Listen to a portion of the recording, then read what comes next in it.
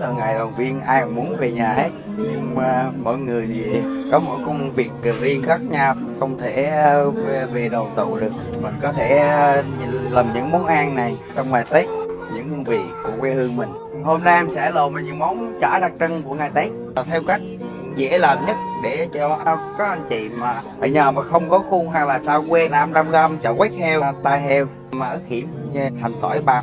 Do vậy em cho thì đánh đều đi, rút nhỏ rồi bỏ vô, em sẽ trộn đều lên. Để cả một lớp giấy bạc, miếng lá chuối này, rồi em cần qua nước sôi bỏ một nửa để mình cuốn lại cho nó dễ. Em sẽ cuốn chuối lên trước, rồi mình sẽ bắt đầu mình cuốn một giấy bạc lên đó, mình bóp cho nó chặt cái tay mình hình thành một đồ chả. Rồi nửa ký tê heo với lại nửa ký chả quét làm được 2 đầu như thế này. Em sẽ làm một loại chả cũng gần như xúc xích, các anh chị làm cho em bé ăn trong mùa Tết này. Chả quét với lại ức gà em xay ra, em trộn chung với nhau, rồi tôm xay nhuyễn ra luôn.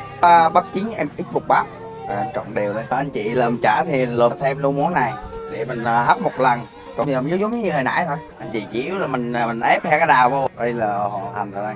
Rồi em sẽ tiến hành đem đi hấp hay là chả này cỡ 30 đến 45 phút. Còn cái nhỏ này khoảng là 10 đến 15 phút nữa chín giờ. Sau khi em hấp rồi cắt thử, đây là món đồ chín như anh chị bổ bột để mùi, bổ tủ mốt là theo mình dầu em sẽ cắt ra.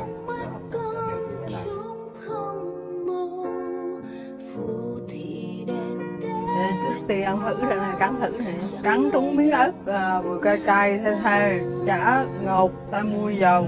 Rất thích hợp ăn những buổi nhậu mà cuối năm mà mấy bạn tập trung lại.